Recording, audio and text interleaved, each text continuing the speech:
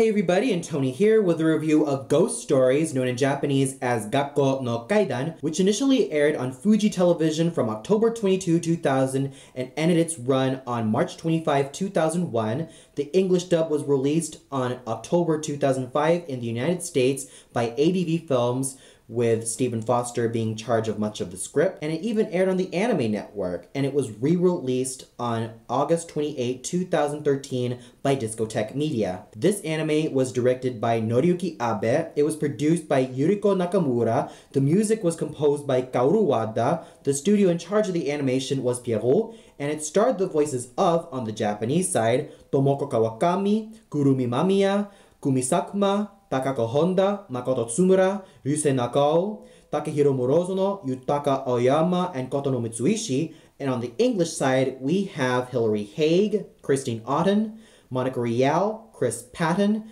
Greg Ayers, Rob Mungle, Ilyich Guardiola, Tommy Drake, and Marcy Banner. I first got into this anime when I was 12 years old, living in the Philippines, through the Animex English dub entitled Ghosts at School, and it was a very solid entrance into this really interesting anime. And it also had a very interesting history regarding its release. It started off with a poor reception in Japan until the creators decided that ADV should make an English dub of this anime while going crazy with much of the material but still keeping the story intact.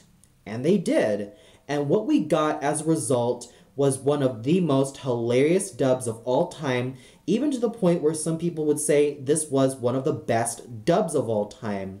And I was surprised to know that back in 2005, ADV Films were about to release an English dub of this particular anime. And when I watched the first few clips, I was completely excited and I was quite invested with it. And I would even go out of my way to say that yes, this was a very enjoyable experience, mostly thanks to all the performers and just how much they were able to let loose, which is no surprise as they pretty much ad-libbed the entire dialogue, which makes it all the more hilarious in its own special way. Now, going into the story, it really doesn't stand out for much of the competition in terms of the original source material. It's your basic run-of-the-mill hijinks with the kids chasing ghosts a la Scooby-Doo style and basically trying to stop some development happening in a mountainous area. There's not much that really excites me in terms of the story, but nonetheless, since I am a huge fan of the supernatural, I'm still rather invested with what it had to offer, and in terms of the many ghosts as part of the Rogues Gallery, they were also quite interesting to know, especially given their backstory via Satsuki's late mother's journal. And they're quite interesting. Some of the ghosts range from traditional Japanese folklore. Other ghosts are based on artists like Ludwig van Beethoven and Leonardo da Vinci. So with the original source material, it's not bad, nor is it anything exceptional. It's just there. It's okay from time to time, and it's quite easy to follow. What ADV Films did with the script was allow the voice actors to completely let loose, and what we have in the entire story is completely peppered with referential humor, off-color jokes, fourth wall jokes, and a lot of referential humor relating to anime, films, politics, and just a lot of elements usually found in Western black comedy. So the dialogue and all of the moments found in the dub were absolutely fantastic, but in terms of the original source material, it's nothing special. It's not bad, nor is it anything that's great, it's just there. But I have to go out of my way and say that what the people behind this dub did was just absolutely hilarious, and it was just a rollickingly fantastic time. Now, in terms of the animation, it's okay, really. There's nothing that stands out, nor is there anything that's so god-awful. It's just good in its own standards. And the character designs are also quite good, even though there's nothing special about it. But what I really like are the character designs made for the ghosts of the week. Now, they are quite creative in terms of their execution, whether it be the Mary Mary doll, or Amano Jaku himself, or even the ghosts of Leonardo da Vinci and Ludwig van Beethoven, a lot of these ghosts come off as creepy and absolutely well animated. The music is also quite well done, considering the fact that we have Kaoru Wada at the helm, and this is a gentleman who is also very well known for composing much of the music found in Inuyasha. And when listening to parts of the incidental music found in this anime, and also listening to Inuyasha's incidental music, I'm quite surprised to know that this type of music was also being used in this anime, considering the fact that when people watch Inuyasha and watch this anime, they automatically say, hey, that's the same music used in Inuyasha. The opening and ending songs were kind of a mixed bag. The opening pretty much sounds of processed happiness, and it doesn't really fit the overall supernatural tones that this anime had to offer. And the ending, Sexy Sexy by Cascade, it just stands out as being completely out there, and the fact that they use this song as the ending theme is really odd, but in terms of how they used it for the ADV film's dub, I think it's quite appropriate given the fact that the characters swear left and right and are completely different from their original counterparts. So even though the opening and ending songs are quite catchy, they don't really fit well with the show's dark themes of its supernatural elements. And the incidental music composed by Kaoru Wada was also solid, but much like the story and the animation, they just don't really stand out. It's okay, but it's not really that exceptional either. And now we get to the characters. Satsuki is basically a young girl who moves from the city to the town alongside her father and her kid brother, and she's basically your tsundere type character with a hard external shell, but on the inside, she seems rather nice.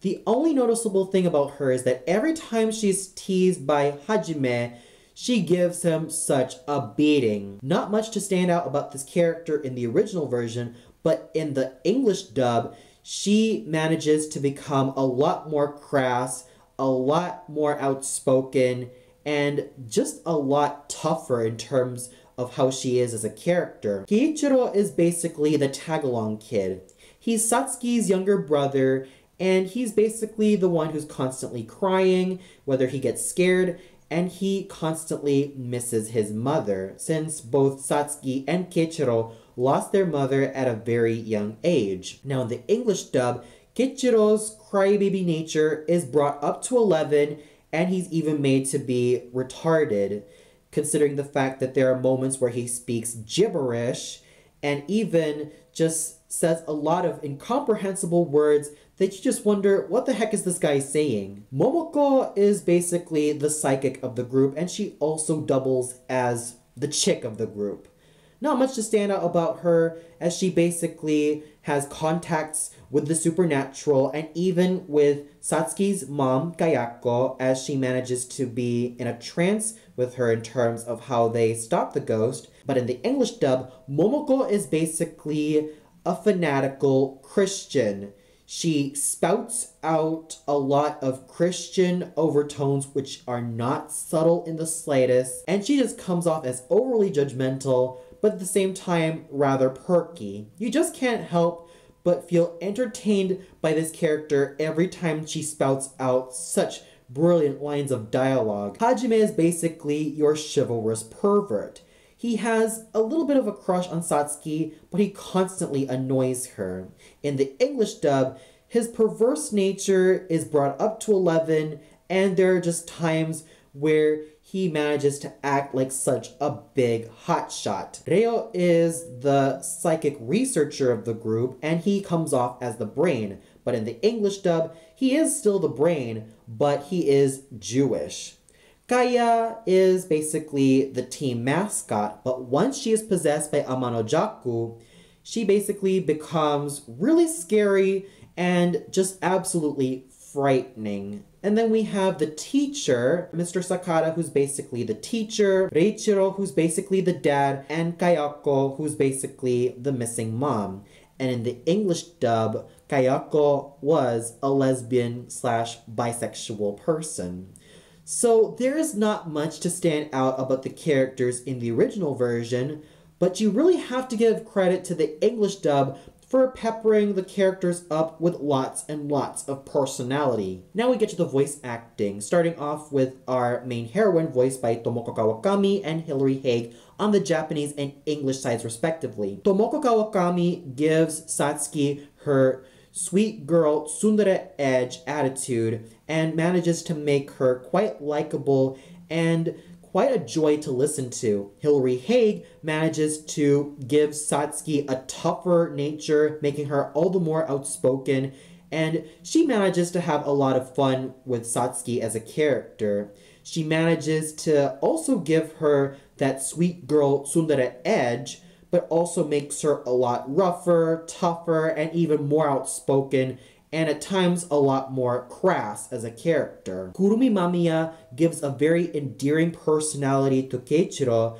making her voice absolutely ideal for a lot of really cute characters, as she was also the voice of Hamtaro. And Christine Otten also gives Keiichiro his very sweet and cute personality, but also backs it up with a lot of really funny gibberish. Kumi Sakuma gives Momoko her elegant and ladylike nature, and she just manages to be an absolute pro when it comes to voicing a lot of soft-spoken characters.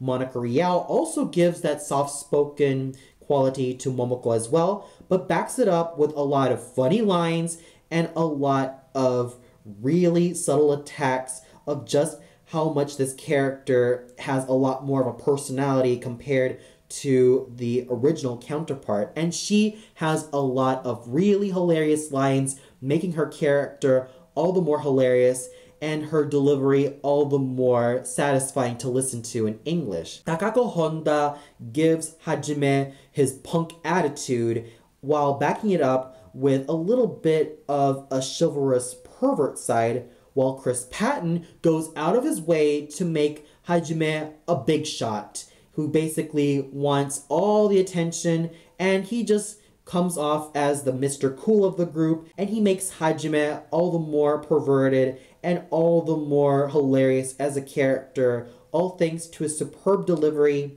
and also the fact that he's able to make Hajime a little bit of a middle school punk backed up with a perverse nature and just a lot of fun with this particular character. Makoto Tsumura gives Reo his know-it-all attitude, while Greg Ayers goes out of his way to also give Reo his know-it-all attitude, but at the same time gives him a lot of funny lines and also gives him a lot of personality and even gives him his typical nerdy voice. Yusei Nakao is an absolute star as Amano Jaku, as he is no stranger to voicing villains and ambiguous characters, and his stringent voice is definitely ideal for making this mysterious yet dangerous character come alive. Rob Mungle also has that same rough timbre to his voice, but it's also helped with a booming baritone sound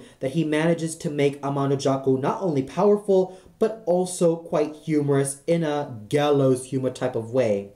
And given the fact that Rob Mungle is also a stand-up comedian, he also brings up that stand-up comedian nature to Amano Jaku, making him just so hilarious to listen to, and even backed up with a lot of dark comedy elements to this character. Takehiro Murozono and Ilyich Guardiola do very solid jobs voicing Reichiro, as they manage to give him a very youthful yet fatherly personality. Yutaka Aoyama and Tommy Drake also do very solid jobs at voicing Mr. Sakata, and the noticeable difference between Kotono Mitsuishi's delivery as Kayako and Marcy Banner's delivery as Kayako is Mitsuishi-san's voice is a lot more on the mezzo side and a lot smoother in terms of her timbre. Marcy Banner's voice as Kayako is a lot rougher and a lot deeper, helped with that contralto voice. So the voice acting done on the English and Japanese sides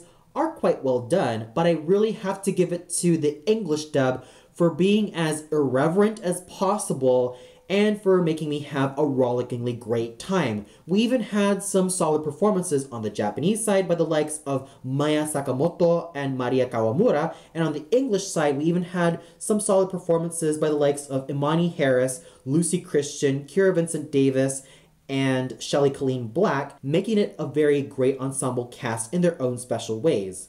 So overall, while this anime may not be the greatest in terms of its story or its characters or even its animation, it's definitely great in terms of its really hilarious English dub. And I have to give my kudos to Hilary Haig, Monica Rial, Christine Otten, Chris Patton, Greg Ayers, Marcy Banner, Ilyich Guardiola, Tommy Drake, and Rob Mungle for doing absolutely fantastic jobs with their characters, bringing them a lot of fun personalities, and just having a ball with these said characters. I could definitely tell that these pros had a lot of fun really embodying these characters with their own unique styles and charms, and at the same time, I could definitely tell that these pros were absolutely wonderful.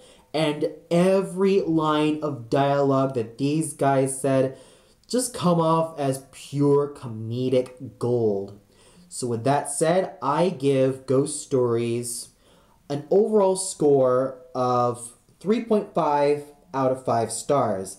Yes, the generic story, the generic characters, and the so-so animation kind of bogged it down, and the fact that the opening and the ending themes just didn't really mesh well with the show's dark themes, even though they were quite catchy. But high marks have to go to the people behind the English dub, and especially the voice actors, for giving this entire show pizzazz and its own unique charm. And I highly recommend that you go check the show out, if only for the English dub. And if you're a fan of the supernatural or horror stories, or even stories about phantoms and traditional Japanese folklore, then you might as well also give the original a worthy watch as well.